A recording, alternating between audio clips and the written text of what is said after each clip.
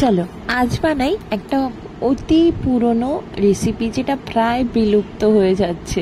এটা বাংলাদেশের খুব একটা জনপ্রিয় রেসিপি, কিন্তু প্রায় হারিয়েই যেতে বসেছে। সেটা হলো ভাঙাচোরা শুক্তো। ভাঙাচোরা শুক্তোর জন্য মাছের মাথা অবশ্যই দরকার, আর দরকার যে সবজিগুলো সেগুলো আমি একদম পাতলা পাতলা করে কেটে নিয়েছি। ঝিঙে, পটল, বেগুন, আলু আর ডাঁটা। কুমড়ো দেবো না, কুমড়ো এই শুক্তোতে দেয় না বলে আমি কুমড়ো কাটিনি। তারপর মাছের মাথাগুলোকে ভালোভাবে ভেজে নিয়েছি।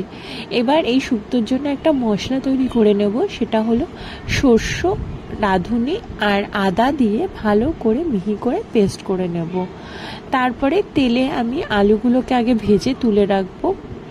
আলুগুলোকে ভালো করে নুন হলুদ দিয়ে ভেজে তুলে রাখবো। এই শুক্তোটা খেতে জানো তো ভীষণ ভালো লাগে। আমি আমার মা দিদাদের হাতে খেয়েছিলাম, কিন্তু এখন আর তো আর খেতে পাই না, কারণ দুজনে কেউই বেঁচে নেই। আর এই শুক্তোটা প্রায় হারিয়েই গেছে আমাদের দেশ থেকে।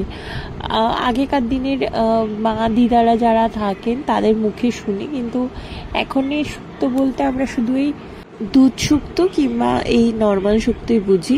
এইরকম ভাঙাচোরা শুক্তো, ঝিঙে শুক্তো এগুলো না প্রায় হারিয়ে যেতে বসেছে। যাই হোক, আলু তুলে রেখে এই তেলে দিয়ে দিলাম একটু রাঁধুনি ফোড়ন আর একটু তেজপাতা ফোড়ন। তারপরে সমস্ত সবজিগুলোকে আমি দিয়ে দিচ্ছি। আমি যেহেতু সবজিগুলো খুব পাতলা করে কেটেছি, তাই আমি আলাদা করে আর ভাপিয়ে নিলাম না। যারা বড় করে কাটবে সবজি তারা অবশ্যই একটু জলে ভাপিয়ে নেবে, তাতে সবজিগুলোর মজতে খুব ভালো হবে। আমি সবজিগুলোতে কিন্তু আর কোনো জল অ্যাড করবো না। সবজিগুলোকে হালকা নাড়াচাড়া করে এরপর একটু নুন আর সামান্য একটু হলুদ দিয়ে ভালো করে ঢেকে রেখে ভেজে নেব 2-4 মিনিট। সবজি থেকে আপনি থেকেই দেখবে জল বেরিয়ে গেছে। সেই জলেই সবজিগুলোকে আমি একটু সেদ্ধ হতে দেব। এরপরে আমি এই সময় দিয়ে দেবো ভেজে রাখা আলুগুলোকেও একটু ঢেকে 2-4 মিনিট আমি এরকম ভাজা ভাজা করে নেব, তাতে আলুগুলো হালকা সেদ্ধ হয়ে যাবে। আর ঢেকে ঢেকে রান্না করলে না রান্নার স্বাদ কিন্তু ভীষণ বেড়ে যায়। এটা আমার কথা না, এটা আমি আমার মা আমার দিদার কাছ থেকে শিখেছিলাম।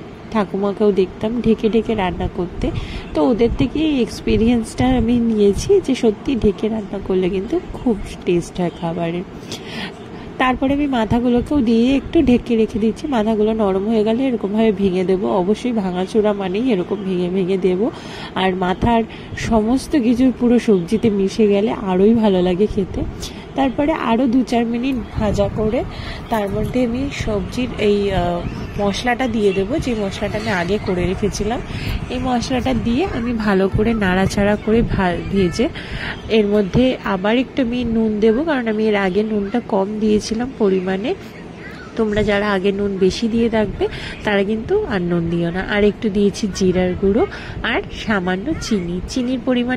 শুক্তো কিন্তু মিষ্টি মিষ্টি ভালো লাগে, তাই যে কোনো শুক্তোতে একটু চিনির পরিমাণটা একটু অন্যান্য তরকারির তুলনায় একটু বেশি দিয়ে থাকি।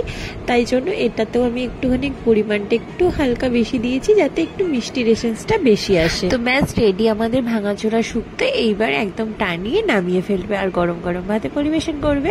ভালো লাগলে চ্যানেলটাকে একটু সাবস্ক্রাইব করে নিও, কমেন্টে জানিও কেমন লাগলো, লাইক শেয়ার অবশ্যই করো।